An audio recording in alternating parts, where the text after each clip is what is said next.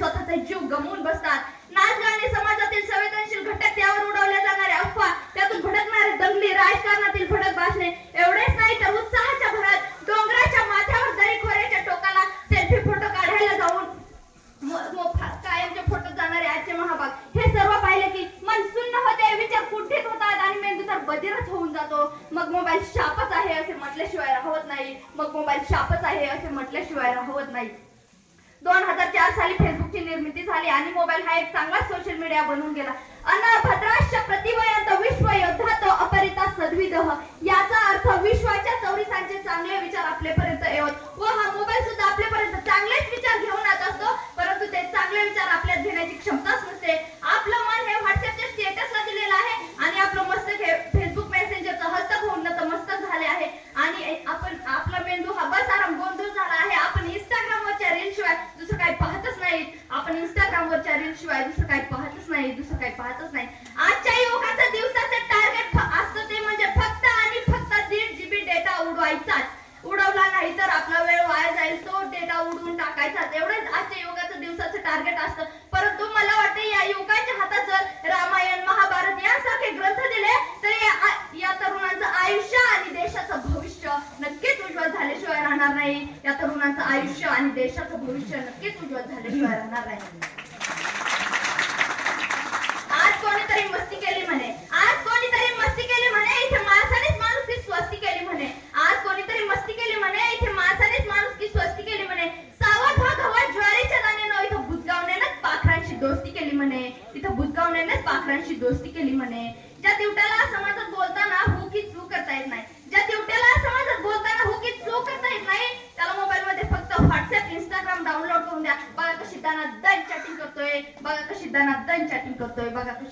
Chatting करतोय. शिवाजी महाराजांनी वयाच्या 16व्या वर्षी स्वराज्य स्थापनेची शपथ घेतली. संभाजी महाराजांनी वयाच्या 14व्या वर्षी बुधभूषण हा ग्रंथ लिहिला. संत ज्ञानेश्वरांनी वयाच्या 12व्या वर्षी ज्ञानेश्वरी हा ग्रंथ लिहिला. परंतु आजच्या युवकांना वयाच्या 12व्या वर्षाच्या आधीच पबजी, फ्री फायर यांसारखे वेळ खाऊ घातक गेम माहित आहेत. परंतु त्या तरुणांना वयाच्या 23व्या वर्षी फासावर जाणारा धगधगता सळसळता अंगार भगतसिंह माहित नाही. मग आपणच विचार करा की नेमकं मोबाईल शाप आहे की मोबाईल वरदान आहे.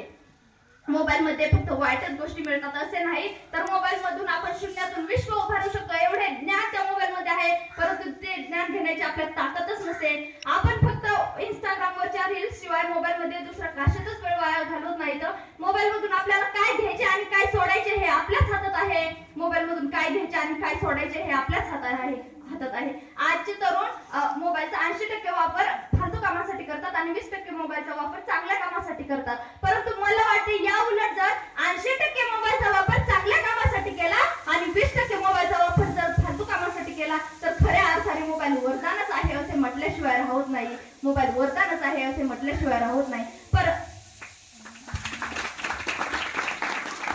परंतु मला वाटते जर पालकांनी आपल्या लेकरांच्या हातात मोबाईल देण्याऐवजी आजी आजोबांचा जर हात दिला तर नक्कीच संस्कार पिढी घडल्याशिवाय राहणार नाही. नाहीतर पुन्हा म्हणत बसावं लागेल की हरवल्याच संस्कारांची विद्यापीठे या मोबाईलच्या जमान्यात. आणि काही तज्ञांचं असं मत आहे की मोबाईल मुळे तरुणाचं आयुष्य भरकटलं, तर काही तज्ञांचं मत आहे की मोबाईलमुळे तरुणांचं आयुष्य घडलं.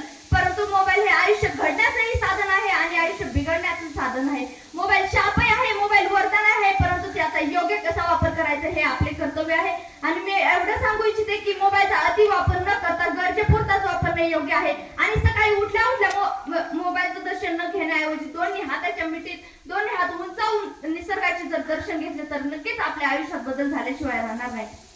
एवढं बोलून मी माझे भाषण संपवते आणि शेवटी जाता एवढंच म्हणते, आयुष्याच्या चित्रपटाला वन्स मोर नाही.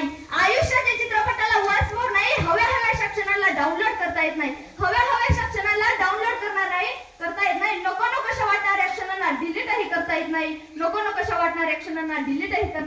येत नाही. कारण हा रोज तोच लागणारा रियालिटी शो नाही. म्हणून भरभरून जगा, कारण लाईफ हा चित्रपट पुन्हा लागणार नाही.